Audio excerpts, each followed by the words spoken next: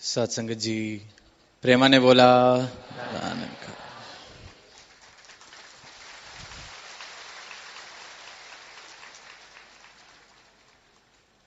आज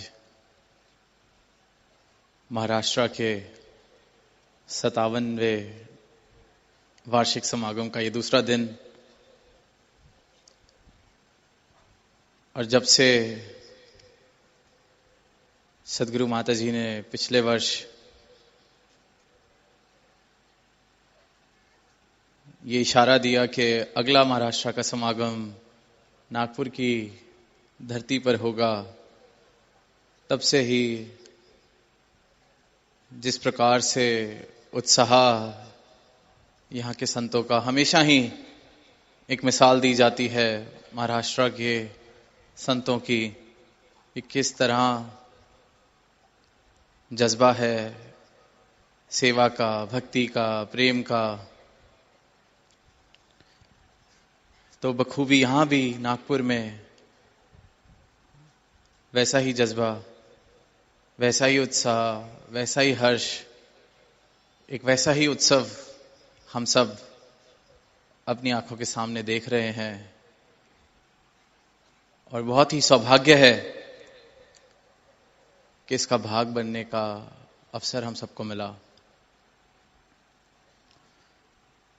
संतों ने अपनी वाणी से, चाहे गा के चाहे कह के, सुकून अंतर मन का, द पीस विद इन, स्थिरता, परमात्मा, निरंकार, इन सब के ऊपर अनेकों भाव साझे किए। और हर भाव जो साझा किया जा रहा है या किया जाता है इस मंच से, किसी के भी द्वारा,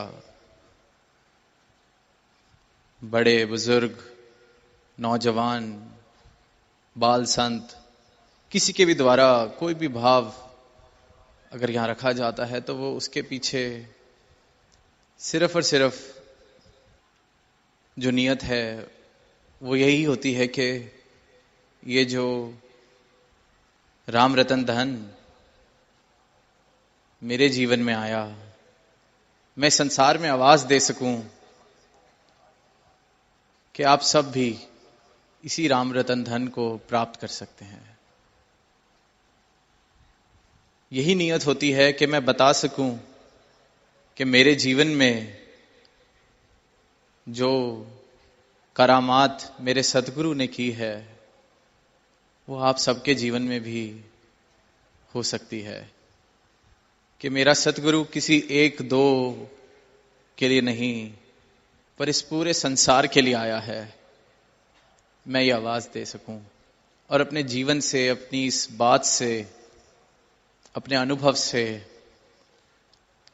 हर एक महापुरुष खुद को एक प्रमाण की तरह, एक सबूत की तरह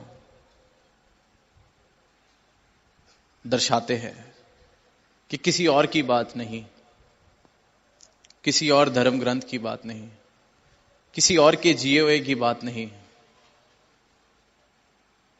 अपनी आप कही, अपनी आप बीती, घट घट में इस राम के संग रह के जो मैं जीवन जी रहा हूं, उसी की कहानी आपको बता रहा हूं।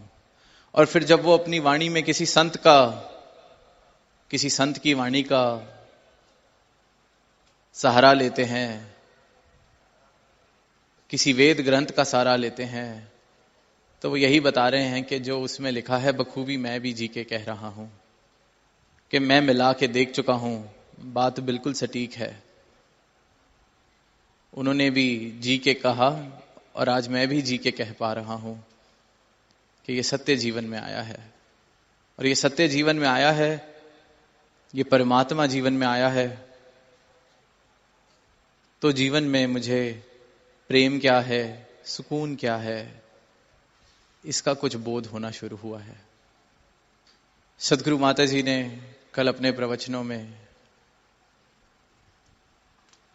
रिपब्लिक डे के अवसर पर कॉन्स्टिट्यूशन की बात करते हुए कहा कि देश का तो संविधान आज के दिन लागू हुआ, इसको रिपब्लिक डे की तरह सेलिब्रेट किया जाता है। पर अगर एक मानवता का संविधान भी बनाया जाए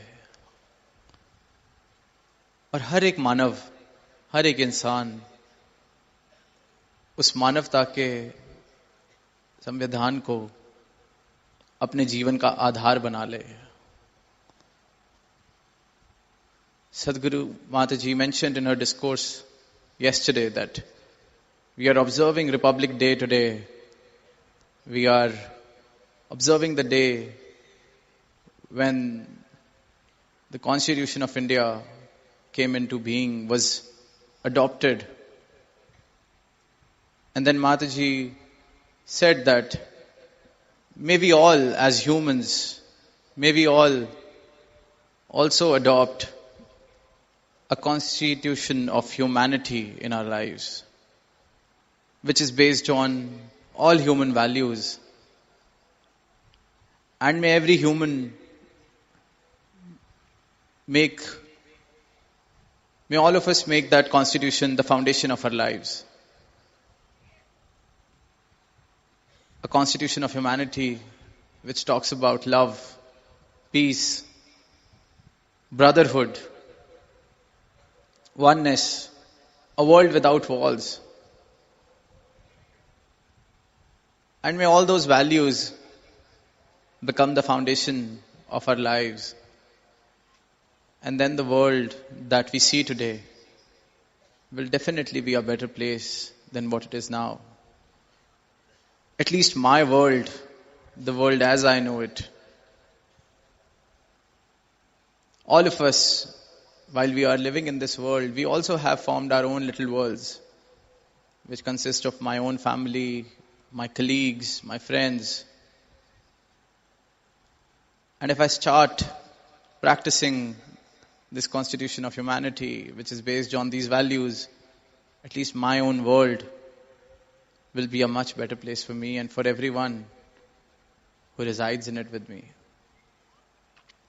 तो इन्हीं भावों का जिक्र किया गया कि ये जो मानवीय गुण हैं, ये संविधान इस प्रकार अगर हर एक इंसान अपने जीवन में लागू कर ले, अपने जीवन में उसको आधार बना ले कि ये जीवन जिया जाएगा, तो इन गुणों के आधार पर प्रेम के, विनम्रता के, भाईचारे के, दीवार रहित संसार बनाने के लिए जो भी प्रयत्न करना है एक इंसान को, वो सारे प्रयत्न करेगा। तो ये जीवन, ये दुनिया, ये संसार वाकई में एक सुनहरा रूप लेता चला जाएगा। कितने महापुरुषों ने ये बात को इन पिछले 2 दिनों में और अक्सर कई समागमों पर दोहराते हैं कि ये समागम सदगुरु इसलिए ये नज़ारा रचाते हैं कि देखा जा सके कि ये भी एक जीने का तरीका है, जहां ये मानवता का संविधान, सच्चाई के आधार पर बनाया गया संविधान, एक एक जीवन के लिए मार्गदर्शन का, प्रेरणा का स्रोत बन रहा है। नागपुर में आए तो बात की गई कि इसको सिटी ऑफ ऑरेंजेस कहा जाता है, संतरों का शहर। तो दास ने अभी यहां पहुंचने के बाद संतरा खाया तो नहीं, पर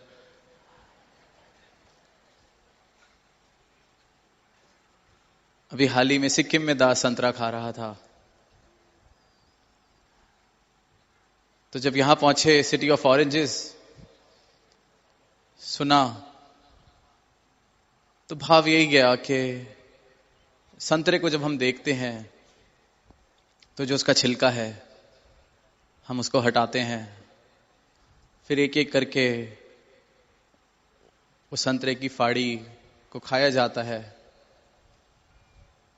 उसका रस, उसका हम आनंद लेते हैं, और फिर उस छिलके को फेंक दिया जाता है और कुछ नहीं रह जाता। तो भाव यही जा रहा था कि इसी प्रकार हमारा शरीर, जो ये स्थूल एक अस्तित्व हमने अपना समझा हुआ है, ये उस छिलके के समान है। जब ये ब्रह्म ज्ञान जीवन में आता है तो पता चलता है कि ये स्थूल शरीर मैं नहीं हूं, I am not this body.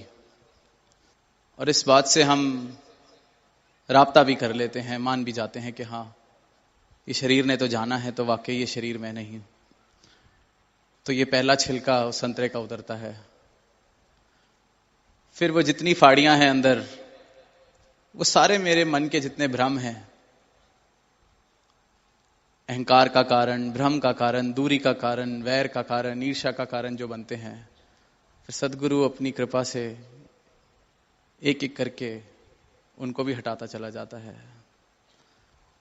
और फिर जब सब कुछ हट जाता है, जब सारे संतरों की फाड़ियां खाली जाती हैं, तो जो बचता है वही सुकून है, और वही इन्होंने हमें हमारे जीवन में दिया है। बात करी जाती है कि सुकून, परमात्मा, सत्य, तो ये सत्य है क्या? What is truth? तो सदगुरु माता जी अक्सर अपने प्रवचनों में फरमाते हैं कि जो बदल सकता है वो सत्य नहीं। Something which can change cannot be called the truth. And when we look around us, when we see the world around us, there is nothing that we know which cannot change. इस दुनिया में जितनी चीजें हम देखते हैं, जानते हैं, पहचानते हैं, उसमें से एक भी ऐसी चीज, एक भी ऐसी वस्तु, एक भी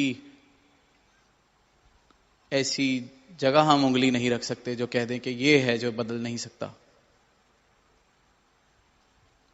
सुबह सूर्य उदय, शाम को सूर्य अस्त।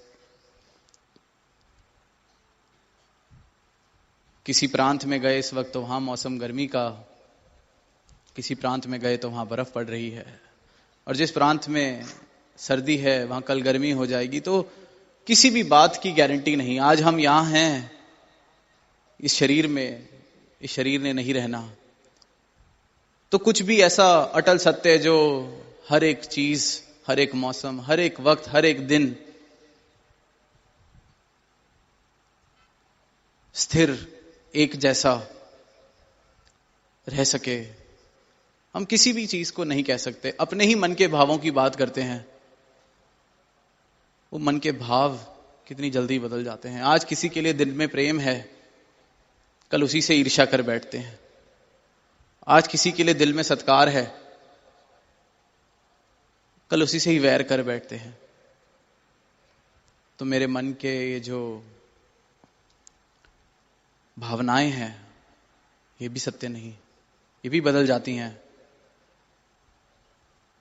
आज दीन दुखियारा महसूस कर रहा हूं खुद को, तो परमात्मा के चरणों में सर झुकाने के लिए उसी पल तैयार। कल जीवन में कोई ऐसा मौका आ गया जहां महसूस करता हूं कि सब मेरे हिसाब से ही चलता है, बहुत बढ़िया चल रहा है, तो उस दिन इस शीश को झुकाना मुश्किल लगता है। फिर मैं बात करता हूं और पूछता हूं कि कहीं ये परमात्मा कुछ करता भी है या होता भी है, इसमें भी बदलाव। तो सत्य सिर्फ उसी चीज को कहा जा सकता है जो हर पल में स्थिर, हर पल में सत्य है। The only entity which can be called as truth is the one which never changes. And with Sadguru's Brahm Gyan, the grace that Sadguru bestows upon us, we realize what truth actually is. इनके ब्रह्म ज्ञान की कृपा से जिस जिसके जीवन में भी ये कृपा हुई है, ये ब्रह्म ज्ञान आया है। सदगुरु ने नश्वर और शाश्वत को अलग करके दिखा दिया। जो ये चलता हुआ संसार है, चलता हुआ माया का रूप है, उसको सत्य से अलग करके बता दिया कि ये माया है और ये सत्य है। ये संतरे की फाड़ियां जब हट गईं तो जो रह गया वो ही सत्य है। और इस सत्य को ही प्राप्त करने के बाद जीवन में सुकून आ सकता है। और सुकून की परम अवस्था ही परमात्मा है, क्योंकि सत्य ही परमात्मा है, परमात्मा ही सत्य है और परमात्मा ही सुकून है। उससे पहले हम जितनी ही कोशिश कर लें, जितने प्रयास कर लें, जितने हाथ पैर मार लें, कुछ देर के लिए शांत हो सकते हैं, पर फिर कोई लहर उठती है, फिर कोई ऐसी बात होती है। तो जिसने इस माया को, इस नश्वर माया को जान लिया, पहचान लिया और उसको अलग करके इस सत्य का बोध कर लिया, उसके जीवन में सदगुरु के ज्ञान से हर पल में सुकून। सदगुरु माता जी ने कल कहा कि एकत्व इस परमात्मा के साथ बन जाए तो जीवन में सुकून का अनुभव किया जा सकता है, जीवन में शुक्राने वाले भाव आ जाते हैं। हम कितनी बार उन पंक्तियों को सुनते भी हैं, दोहराते भी हैं कि एक अला जाना, एक अला माना, एक को जानो, एक को मानो, एक हो जाओ।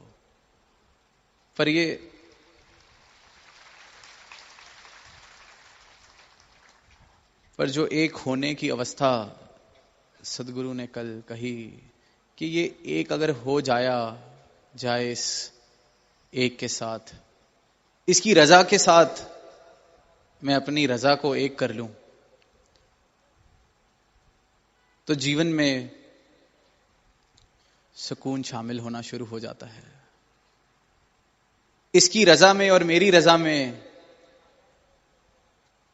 भेद ना रहे, फर्क ना रहे, संघर्ष मेरे जीवन से इस प्रकार से खत्म हो जाए कि मैं इसकी रजा में बहने को तैयार हूं, तो सुकून जीवन में शामिल हो जाता है। कल जो वो पेड़ की टहनी का उदाहरण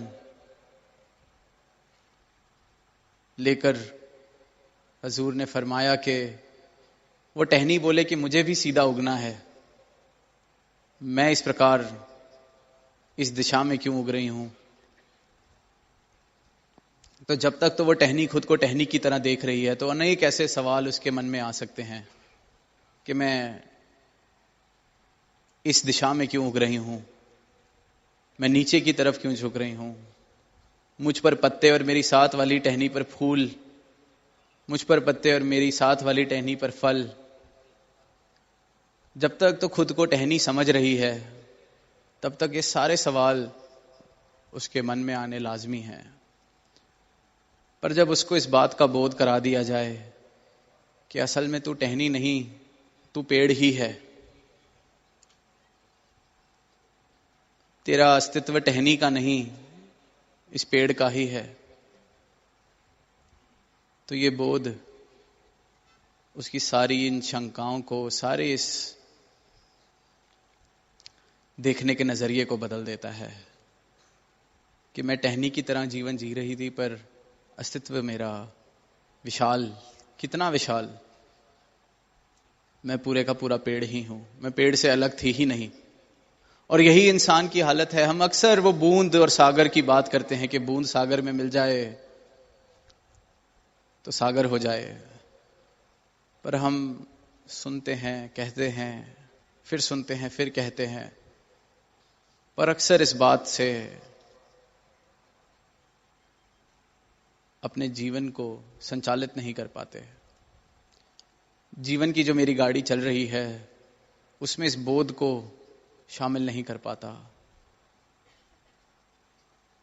आज अष्टवक्र गीता का सहारा लेते हुए बच्ची ने कहा कि द्वैत ही दुख का मूल है। वही बात कि एकत्व जीवन में नहीं आया, मैं खुद को और अपनी खुदी को नहीं छोड़ पा रहा, नहीं समझ पा रहा मेरा अस्तित्व क्या है, तो जीवन में सुकून आना बहुत मुश्किल। क्योंकि समर्पण जीवन में नहीं आएगा तो एकत्व भी नहीं आ सकता, एकत्व जीवन में नहीं आएगा तो जीवन में शिकवा, दरार, संघर्ष, इस परमात्मा के साथ ही संघर्ष में करता चला जाऊंगा। एक और कारण जो इंसान अपने सुकून को अक्सर खुद ही अपने हाथ से गला घोटता है अपने सुकून का, वो है तुलना, कंपैरिजंस। मुझे लगने तो लग जाता है कि मुझे बोध हो गया, मैं इस परमात्मा को जान चुका हूं, मैं भक्त हो गया हूं, पर फिर मेरी नजर किसी और की भक्ति पर, किसी और के चाल चलन पर जाती है और फिर मैं कहने लगता हूं कि ऐसे थोड़ी भक्ति होती है, इसे थोड़ी भक्त कहा जाता है, ये क्या तरीका हुआ। फिर मैं दुनिया को सोचता हूं बताने वाला मैं ही हो गया, तुलना में आ जाता हूं, फिर और बड़े होने की कोशिश, कंपैरिजंस, महत्वाकांक्षाएं। शब्द तो मेरे ये कह रहे हैं कि जीवन में आनंद है, जीवन में सुकून है, जीवन में परमात्मा है, मेरे पास ब्रह्म ज्ञान है, पर ये कैसा सुकून, ये कैसा परमात्मा मेरे जीवन में है कि किसी और को भक्ति करता देख, किसी और के जीवन को देख, अचानक से सारा सुकून सब भूल बैठता हूं और परेशानी उठने लगती है दिल के अंदर कि इसको तो पता ही नहीं। तो वाकई ही कोई ज्ञानी हो जाए, ब्रह्म ज्ञानी हो जाए, सुकून को, परमात्मा को प्राप्त कर ले, उसकी अवस्था तो इतनी सहज हो जाए कि वाकई अगर कोई ऐसी बात भी है तो उससे उसका सुकून नहीं खराब हो सकता।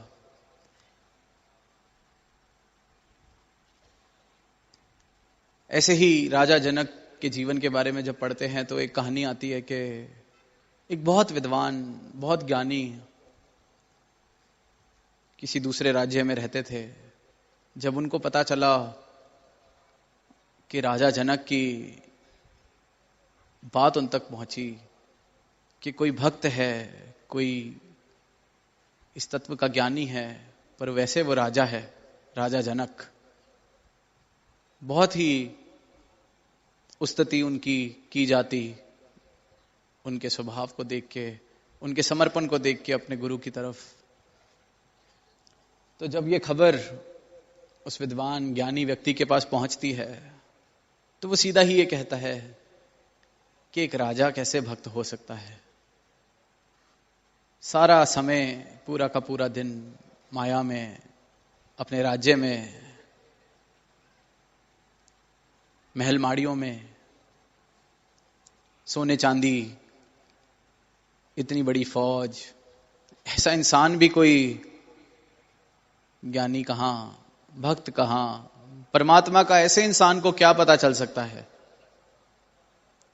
ये तो हम जैसे फकीरों को ही पता चल सकता है जो सादा जीवन जी रहे हैं। देखो कितने साधारण मैं कपड़े पहनता हूं, कितना साधारण मेरा जीवन है। मैं मिलना चाहूंगा, उसको बताना चाहूंगा कि तेरे को गलत फहमी हो गई है राजा जनक, तू भक्त नहीं, तू कोई ज्ञानी नहीं। तो इसी उद्देश्य के साथ, इसी नियत के साथ वो राजा जनक के राज्य में पहुंचते हैं। और बड़ी प्रसिद्ध कहानी शायद आप सबने सुनी होगी। तो राजा जनक बड़े ही हलीमी के साथ उनका स्वागत करते हैं और वो उनसे जब मिलने का समय मांगते हैं तो राजा जनक उनको समय भी देते हैं और वो अपने भाव राजा जनक के आगे रखते हैं कि आप कैसे खुद को ज्ञानी कह सकते हैं, खुद को ब्रह्म ज्ञानी आप कैसे कह सकते हैं? इतने बड़े राज्य में रहते हैं, खुद को राजा कहते हैं, इतनी माया, वही सब अपनी बात कि परमात्मा तो फकीरी में है, परमात्मा तो इस तरह का जीवन जीने में है, त्याग में है, त्याग करके जीवन जियो। तो राजा जनक बड़े ही शांत भाव से सब कुछ सुनते हैं और फिर कहते हैं चलो अब हम कल सुबह मिलते हैं। सुबह महल के साथ ही एक जो नदी बह रही है वहां कहते हैं कि आइए हम स्नान के लिए चलते हैं। और जैसे ही दोनों स्नान कर रहे होते हैं तो जो महल का हिस्सा बिल्कुल नदी के किनारे होता है वहां आग लग जाती है। पर राजा जनक बड़े ही सहज स्वभाव से स्नान करते रहते हैं और वो जो विद्वान महात्मा, ज्ञानी महात्मा, वो परेशान होकर कहते हैं कि तुम देखते नहीं कि यहां आग लग गई है, इतने सहज कैसे बैठे हो, इस समय भी महल जल जाएगा। तो राजा जनक बड़े ही सहज भाव से अपना स्नान उसमें लगे हैं। पर वो जो पंडित, वो जो ज्ञानी, वो जो विद्वान महात्मा, वो दौड़ कर जाता है और वहां अपना धोती कुर्ता जो पड़ा है उस जमीन पर वो उठाता है कि मेरी धोती और कुर्ता जल जाएगी, तेरे को अपने महल की नहीं पड़ी। तो राजा जनक हंस के बाद में बस इतनी सी बात कहते हैं कि वो आग भी मैंने लगवाई थी। क्योंकि बात इस बात में नहीं कि किसके पास कितना है, जिसके पास जो है और जो नहीं है उस इंसान का उसके प्रति नजरिया कैसा है। क्या मिट्टी को मिट्टी समझता है या अभी भी उसको सब कुछ समझता है?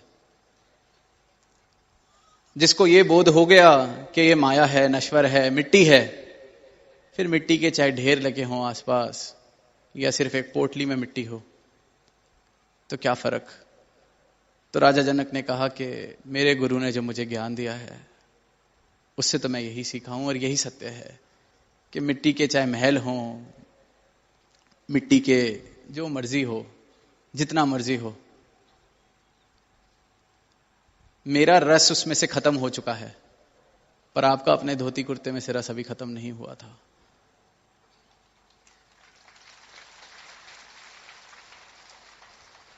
आपका मेरे महल माड़ी में मुझसे ज्यादा रस है, क्योंकि अब इतनी दूर से मेरे महल को देखते हुए यहां तक पहुंच गए मुझे बताने के लिए।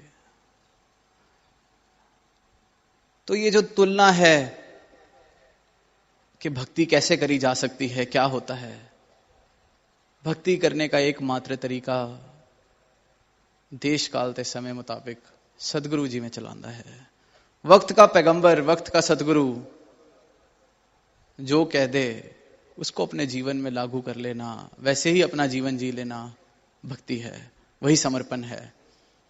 और जिसके जीवन में ये भक्ति, ये समर्पण आ जाए, ऐसा हो ही नहीं सकता कि उस जीवन में सुकून की सुगंध ना आए,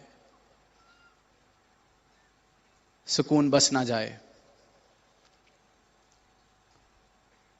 और सदगुरु जब ब्रह्म ज्ञान देते हैं तो ये परमात्मा से जब मिलवाते हैं, दर्शन कराते हैं इस परमात्मा के, सत्य के, इस विराट स्वरूप के, तो वो बात भी हम अक्सर सुनते हैं कि शाहरग से भी नजदीक जो परमात्मा है उसके मैं दर्शन कर लेता हूं। पर उससे पहले वाली जो अवस्था है वो जो लिखी गई है कि कस्तूरी कुंडल बसे मृग ढूंढे बन माही, ज्यों घट घट में राम है दुनिया देखे नाही। कि वो जो कस्तूरी की खुशबू जिसके पीछे वो मृग जिसको ढूंढते हुए, जिसको सूंघते हुए पागल हुआ जा रहा है कि ये खुशबू कहां से आ रही है, इस खुशबू तक मैं पहुंच सकूं, उसको पाने की चाहत में जो एक दीवानापन सा उसके अंदर के दौड़े जा रहा है पूरे वन में, पर वैसे वो खुशबू उसकी अपनी नाभि से कस्तूरी कुंडल बसे। तो इंसान भी अनेकों तरीके के सवालों के जवाब ढूंढ रहा है, अनेकों तरीकों की बातों में फंसा हुआ है, खुद को खुद की तरह तरीके की ये जो, चाहे वो बुद्धि की शांति के लिए उसको कुछ चाहिए, चाहे मन की शांति के लिए कुछ चाहिए, चाहे धन, चाहे कुछ भी, इसको ढूंढ रहा है कि कोई सुकून से मैं अपना जीवन जी सकूं। तो वो सुकून सदगुरु जब अपना ब्रह्म ज्ञान देते हैं तो पता चलता है कि कस्तूरी कुंडल बसे। ये तो हर पल मेरी अपनी सच्चाई से मैं वंचित था, अपनी सच्चाई का मुझे बोध नहीं था। अपनी सच्चाई को जान लिया कि मैं हूं कौन, मैं क्या हूं, तो सुकून उसी पल मेरे जीवन में शामिल। तो वही बात जो एग्जीबिशन में भी देखने को मिली कि नागपुर को 0 माइल कहा जाता है, कि ये माइलस्टोन है जिसको 0 माइल की तरह, कि यहीं से सब सेंटर पॉइंट की तरह। तो अपने जीवन में भी जब 0 माइल पे पहुंच गए, इधर उधर दौड़ना छोड़ दिया, तो 0 माइल पे सुकून मिल जाता है। और इस 0 माइल की पहचान और उस तक पहुंचाने के लिए सदगुरु की अनुकंपा, सदगुरु की कृपा और सदगुरु के चरणों में समर्पण, कि 0 माइल आपने जो दिखाया है तो मैं 0 बनकर उस 0 माइल पर रह सकूं। सुनने में युगों युगों से संतों ने यही एक संदेश दोहराया है, पीरों ने, पैगंबरों ने, महाराष्ट्र के संतों का हम जिक्र सुनते हैं, उन्होंने भी यही एक बात, सुकून, समर्पण, भक्ति, एक ही बात युगों युगों से ज्यों की त्यों मानव तक पहुंचाई जाती है। और जब सुनते हैं तो लगता है कि इतनी साधारण, इतनी सिंपल। तो दास अक्सर एक बात कहता है कि truth is always simple, it is the simplest of things in life. सत्य बहुत साधारण है, और जो साधारण है वही सत्य है और वही परमात्मा है। उसको कॉम्प्लिकेट, उसको मुश्किल इंसान ने खुद बना रखा है, खुद को सत्य से दूर ले जाकर। Man is living so far away from the truth, living in complexities created by his own mind, by the society that he lives in. But the real truth is very simple. And although it is very simple, still it is the most difficult thing to understand and live. चाहे सत्य जितना भी सरल और साधारण है, उतना ही मुश्किल इसको अपने जीवन में उतारना, उतना ही मुश्किल इसको जीना। और इसी मुश्किल को हल सतगुरु कर देते हैं। हर मुश्किल दा हल सतगुरु है। कल भी सतगुरु सी, अज भी सतगुरु है।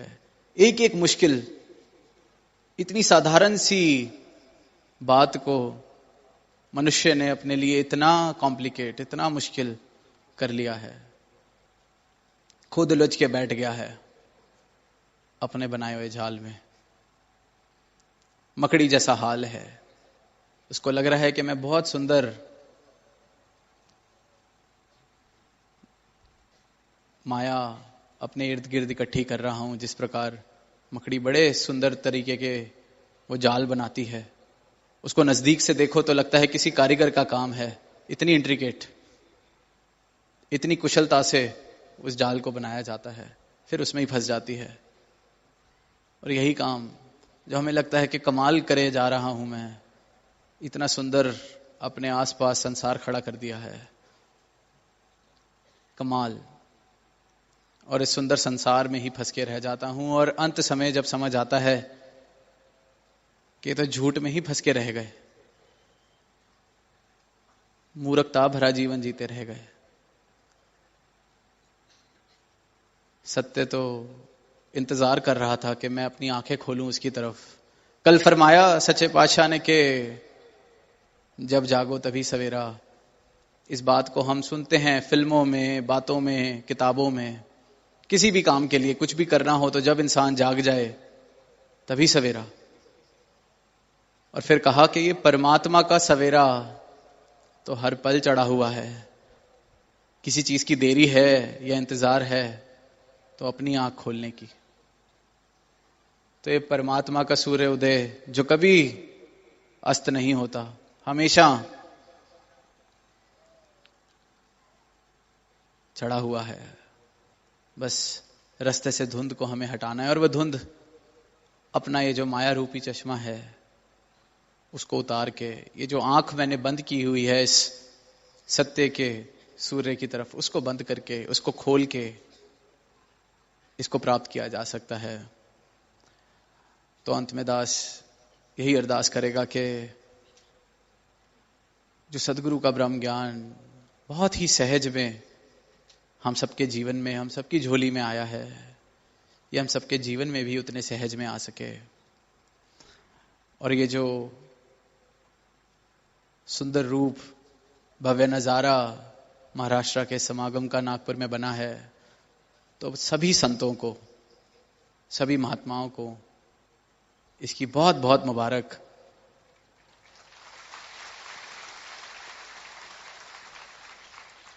सेवा दल के भाई बहन जिन्होंने दिन रात एक करके सेवाएं की, और महापुरुष जिन्होंने अपनी अपनी जैसी जैसी सेवा सदगुरु ने उनको बख्शी हुई है बखूबी सबने निभाई, तो आज ये नज़ारा बना है। और ये समागम तो इनकी कृपा से होते ही रहेंगे और विशाल होते रहेंगे।